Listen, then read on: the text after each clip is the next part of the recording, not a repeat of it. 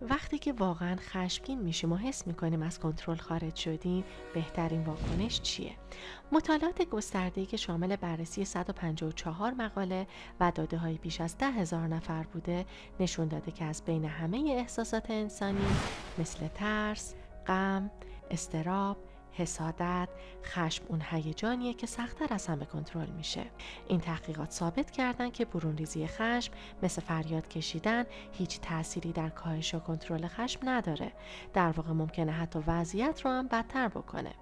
اما چیزی که به ما کمک میکنه پایین آوردن دمای بدن و کاهش ضربان قلبمونه.